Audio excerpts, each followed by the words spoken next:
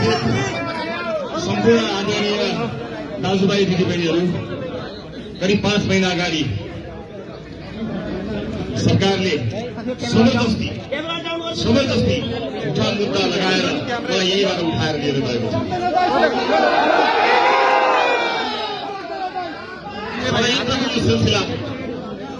सरकारको षड्यन्त्रको यो सिलसिला सकिएको छैन। मैले कुनै दिन पनि हार मानेको थिइनँ, छैन हार मान्नेवाला पनि। जुनसुकै परिस्थिति सामना गर्नको निमित्त यो राजनीतिको मैदानमा आएको मान्छे जतिसुकै आक्षेप लागोस्, जुनसुकै तराजुमा बसेर आफूलाई पौड्नमा तयार गरेर बसेको मान्छे। यतिखेर म माथि देशका विभिन्न जिल्लाहरूमा मुद्दामाथि मुद्दा लगाइएको छ। सरकारले आफूले गर्न सक्ने जति, हुन सक्ने जति जोड बल लगाएको छ। के भयो के भएन मैले भन्न पर्दैन। कतिपयले भन्ने गर्छन् केही न केही नभएको भए तपाईँ त्यत्रो धौडी लिन्थ्यो त, अदालतले भनेर केहीले भन्ने गरेका छन्। अदालतको प्रारम्भिक आदेशलाई समेत अपव्याख्या गरेर अपमान गर्ने काम गरिरहेको मैले सुनिरहेको छु। म यति भन्न चाहन्छु, तिमीहरूको 2/3 सरकारले मलाई जिउँदै छोडेको छ, यही नै मेरो जित हो। शरीरमा एक थोपा रगत रहन्जेलसम्म यो लुट तन्त्रको विरोधमा उभिनेछु। चाहे जतिवटा मुद्दा लगाउनु छ लगाऊ, ज्यान मार्नु छ मार। मैले मेरो व्यक्तिगत जीवनका लागि कहिल्यै केही मागेको छैन, माग्नेवाला पनि छैन। मलाई थाहा छ यदि म राजनीतिमा हुन थिएँ भने मैले यो दुःख खेप्नुपर्ने पनि थिएन। र यसलाई लोकतन्त्रको आडमा, गणतन्त्रको आडमा, संघीय लोकतान्त्रिक गणतन्त्रको आडमा लुटतन्त्र मच्चाइरहेकाहरूलाई खबरदारी गर्न रवि लामी छाने कहिले पनि पछि हट्दैन। म प्रक्रियालाई सम्मान गर्दछु। मैले सोचेको थिएँ केही समय अझै विश्राम गरौं, केही समय शान्त बसौं, किनभने पार्टीका साथीहरूले जिम्मेवारीपूर्वक आफ्नो बलबुतोले भ्याएसम्म काम गरिरहनु भएको छ। मलाई लागेको थियो शान्त बसौं, अझै प्रक्रियालाई सघाउँ। तर सरकारले यसको फाइदा उठाउँदै टाउकोमाथि तरबार झुन्ड्याउँछु भनेर एउटा जिल्लाको अदालतमा त मुद्दा समेत एक ठाउँमा त मुद्दा समेत नबुझाएर राखेको छ। यिनलाई लागेको थियो होला यसको टाउकोमाथि एउटा तरबार राख्यो भने त यो चुपचाप बस्छ, यो डराउँछ भनेर लागेको छ होला। कुनै पनि बेला शिरमाथि राखेको तरबार खसाल म थाप्न तयार भएको छु। म लड्छु, जुनसुकै शक्तिसँग पनि म लड्छु। तर यो लुटतन्त्रलाई टुलु हेरेर बस्ने लाठी मान्छेमा होइन, म टुलु आज यहाँ आइसकेपछि यति कुरा भनिसकेपछि सरकारको मुटुमा के हुन्छ मलाई थाहा छ। तर मलाई केही भन्नु छैन। अदालतको षड्यन्त्र, म सम्मानित अदालतप्रति आशा र भरोसा राखेर हरेक अदालतमा पुगेको छु। कुनै दिन त यस्तो हुन्छ कि 4वटा अदालतमा मैले उपस्थित हुनुपर्छ। तपाईँ अन्दाज गराउनु होला यो एउटा मान्छे एकै दिन बिहिबारका दिन 4-4वटा अदालतमा कसरी उपस्थित हुन्छ होला, कहाँ चाहिँ वकिलहरू पठाउँछ होला, कसरी सम्भव छ होला। तर होस् जे हुन्छ होस्, थप केही मुद्दा लगाउन बाँकी छ भने पनि लगाओस्। सरकारले मानिसहरू भनिरहेका छन्, जनताको आक्रोशलाई नजरअन्दाज गर्ने कोसिस गरिरहेका छन्। म कहाँ आगो बोलेको छ त्यहाँ तापौला र सेकौला भनेर बसेको मान्छे होइन। हामी स्पष्ट रूपमा आएका थियौं, हामीले पहिले भनेका थियौं जनता आक्रोशित छन्, जनतामा एउटा ठूलो आक्रोश आएको छ, निराशा आएको छ। त्यसलाई चिर्नु पर्ने थियो, बदल्नु पर्ने थियो। त्यसलाई व्याख्या गरेर हुँदैन, विश्लेषण गरेर हुँदैन थियो, लेख लेखेर हुँदैन थियो। गराउनका लागि मसँग टेलिभिजन थियो, तर टेलिभिजन पर्याप्त भएन। त्यसैले हामीले सक्रिय सुदृढ भनेर घण्टी बजायौं। घण्टी बजाएर 21 जना मान्छे संसदमा आएपछि मलाई लागेको थियो सुने होला अलिकति बहिनी अब त हामी परिवर्तन हुनुपर्छ, सच्चिनुपर्छ भन्ने सोचे होला भन्ने लागेको थियो।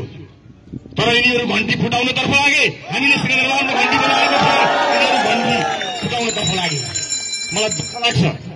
मलाई दुःख लाग्छ आदरणीय साथीहरू, यतिखेर लगभग प्रतिपक्ष विहीन भएर बसेको छ।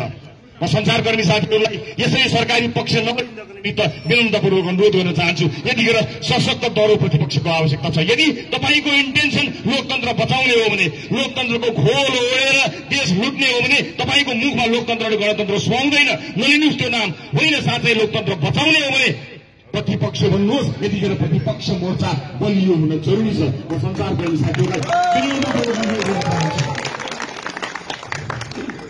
कुनैको घटनामा आफ्नो लाज छोप्ने प्रयास सरकारले नगरोस्, त्यसको सत्य तथ्य छान्नुहोस्। नेपालका नागरिकहरू, नेपालका युवाहरू मरेका छन्। त्यसकारणले कतैपट्टि आरोप र प्रत्यारोप गरेर सरकारले आफ्नो कमजोरीलाई लुकाउने कोसिस नगरोस्। म के भन्नु, संयोगले 2 पटक गृहमन्त्री भएको मान्छे हुँ, तर मलाई दुःख लाग्छ 4000 मान्छे आउँदाखेरि पनि जनतालाई जोगाउन नसक्ने गृह मन्त्रालय के नैतिकताले कुर्सीमा बसेको छ मलाई थाहा छैन। मलाई यति मात्र बताउनुहोस्, 4000 मान्छे आउँदाखेरि घरहरू जल्छन्, मानिसहरू सड़कमा ढल्छन् भने तपाईँ हाम्रो सुरक्षा अहिलेको गृह मन्त्रालयको नेतृत्वले गर्न सक्छ कि सक्दैन? छातीमा हात राखेर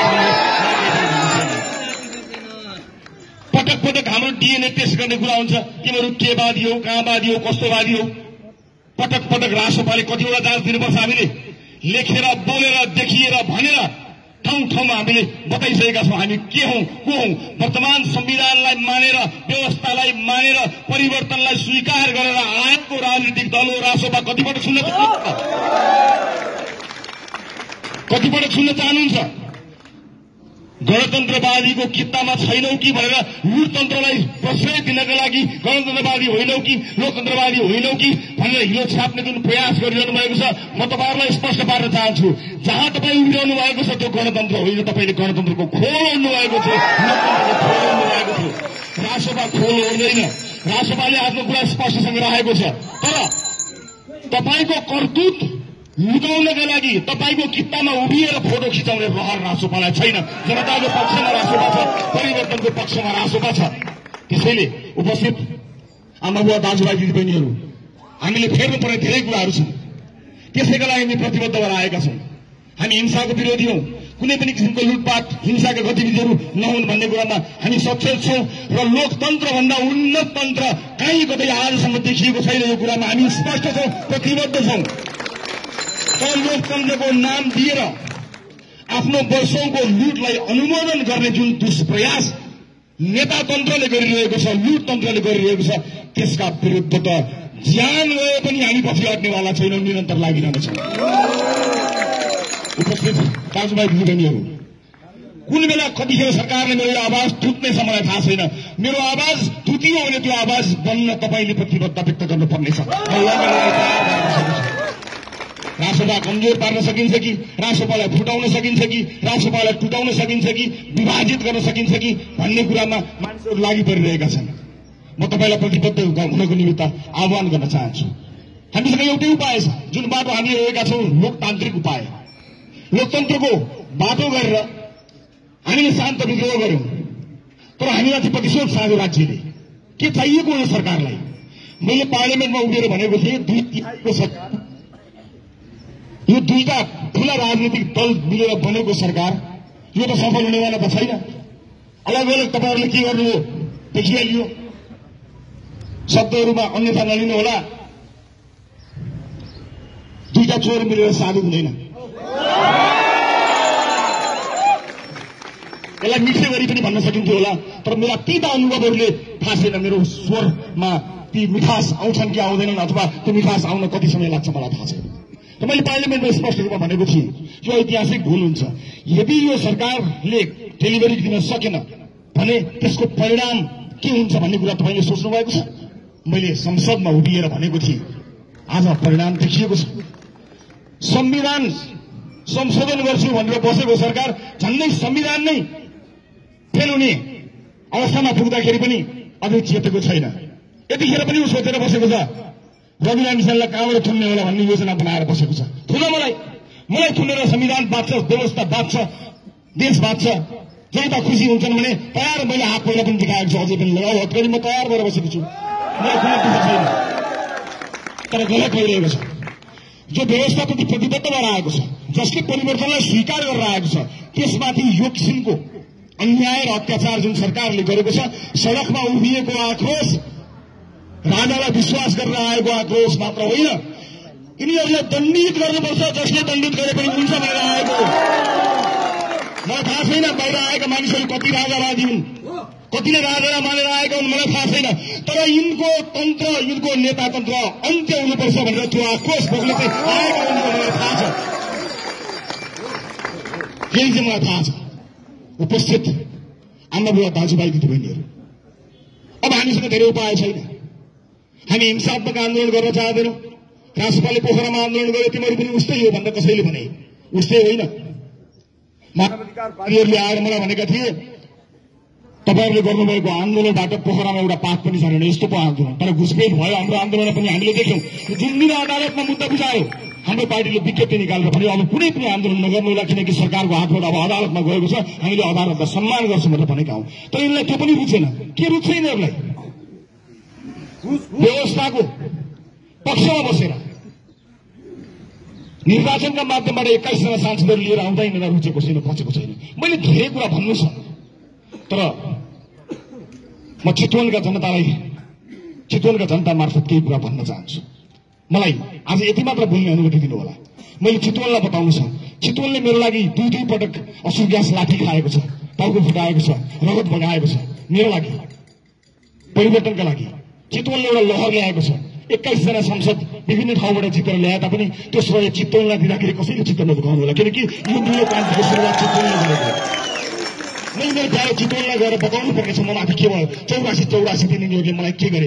दासढुङ्गाको बाटोबाट मध्यरातमा कुन नियतका साथ यिनीहरूले मलाई लिएर गएको मैले चितवनलाई भन्नु छ। मैले जनतालाई बताउनु छ। मैले बताउन पाउँछु पाउँदिन मलाई थाहा छैन। मेरो टाउको माथि तरवार झुन्डाएको छ मलाई थाहा छ। तर म चितवनलाई बताउन चाहन्छु, आगामी शनिबार, आउने शनिबार म चितवन जाँदैछु। म त्यो चितवनको सभामा चितवनका जनतालाई सरकार कसरी ढल्यो, कसले ढलायो, के षड्यन्त्र भयो, कसको हातमा हतकडी लाग्नु पर्ने थियो, कसको हातमा हतकडी लाग्नु पर्ने थिएन, यो कुरा सबै चितवनलाई बताउन चाहन्छु। इमानदारीपूर्वक बताउन चाहन्छु। उपस्थित दाजुभाइ दिदीबहिनीहरू, यसबीचमा तपाईँले गर्नुभएको सम्पूर्ण प्रयासका लागि म तपाईँलाई धेरै धेरै धन्यवाद दिन चाहन्छु। जुन माया, जुन विश्वासका साथ तपाईँ अडिरहनु भयो, म ऋणी छु, धन्यवाद दिन चाहन्छु। तर बेचेर खान्न, तपाईँले दिनुभएको माया विश्वासलाई बेचेर खान्न। मलाई कुनै पदमलिकता छ सरकार छैन। सत्ताले सुनोस्, रवि लामी छाने किस्तीमा आएको प्रधानमन्त्रीको पद त्यागेर कहिले हुन मन्जुर भएको मान्छे हो।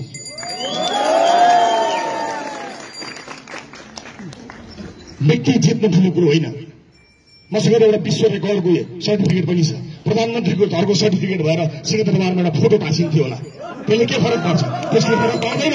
फरक पर्नको लागि तपाईँ हामीले जुन अभियान सुरु गरेका छौं त्यसलाई टुङ्गोमा पुर्याएपछि मात्र फरक। यसपटक साथी हो, मैले ज्यानको माया मारेको छु। तपाईँले पदको लोभ गर्नुभयो भने तपाईँलाई र मलाई पाप लाग्छ। मैले ज्यानको माया मारेको छु। यिनका बिचौलिया मैले नदेखेको, नचिनेको, नसुनेको होइन। यिनीहरूसँग शिर झुकाएको भए म सायद मन्त्री पनि हुन्थ्यो होला, प्रधानमन्त्री पनि हुन्थ्यो होला, सरकार पनि ढल्दैन थियो होला। तर ज्यानलाई यिनका लागि शिर झुकाउँदिन, शिर झुकाउँदिन। अब यिनले मलाई गर्न बाँकी भनेको गोली हान्ने हो, म तयार छु। यसै पनि बीच सड़कमा एकजना मान्छेलाई गोली हानेर मारेको पापी सरकार होइन अस्ति भर्खरै के नियतले मलाई मध्यरातमा त्रिशुलको तिरैतिर दासढुङ्गा हुँदै लिएर गयो। मेरो परिवारलाई, मेरो वकिललाई कसैलाई थाहा नदिकन लुकाएर मध्यरातमा के नियतले मलाई उठाएर लिएर गयो। सबै समय जग जाहेर छ। त्यसैले कुनै पनि हालतमा यो अभियानमा लोभ लालचमा राख्नु होला। एकपटक हामीले त्याग गर्ने हो। यो त्याग भनेको ज्यान जाने त्याग होइन। राष्ट्रपालले कसैको ज्यान लिने खालको न आह्वान गर्छ न कुनै इच्छा राखेको छ। तपाईहरूले एकपटक योग्य मान्छेहरूलाई ल्याएर आजको सदनमा रासोपा हटाउनुहोस्। त्यो सदन हुँदैन। रासोपा छ, त्यस कारणले सदन भएको छ। कल्पना गर्नुहोस्। एकपटक म तपाईँसँग केही पनि माग्दिनँ। एकपटक यो पदको लोभ छोडेर मैले कुन पदमा आज रासोपामा आफू आसीन भए भन्ने कुरालाई बिर्सिएर आउने चुनावमा 101 उम्मेद्वार उठाउनका लागि प्रतिबद्ध बन्नुहोस्। हामीले उम्मेद्वार उठाउनुमा हामीले गल्ती गरेनौं भने जहाँ उठ्यो त्यही जित्छौं, कहीँ हार्दैन। यदि त्यसका लागि मैले उम्मेदवारी नदिएर मभन्दा योग्य मान्छेलाई चुन्नुपर्छ भने म तयार छु। 1 नम्बरमा म तयार छु। म छोड्न तयार छु। राष्ट्रसभा बनाउँदाखेरि सभापति बनिदिनुहोस् भनेर मैले नचाहेको ढोका छैन। मैले नेतृत्व दिन चाहेको होइन। मलाई मेरो लिमिटेसन थाहा छ, मलाई थाहा छ, मेरा सीमितताहरू छ। त्यसै कारणले मैले कतिवटा ढोका चाहेन। आउनुहोस् तपाईँ सभापति भन्नुहोस्, म सारथी बनेर पार्टी चलाउँछु, तर यो लुट तन्त्रको अन्त्य गरौँ, यिनलाई हराउँ, एक एकलाई हराउँ भनेर कसको मात्र घरमा गइनँ म। तर कसैले पत्याएनन्, कमले पत्यायो, थोरैले पत्याएको भए आज परिवर्तन हुन सक्थ्यो, यिनलाई हराउन सकिन्थ्यो। तर त्यतिखेर समय भएन, पत्याइएन। अब त्यस्तो नहोस्, अब त्यस्तो नहोस्।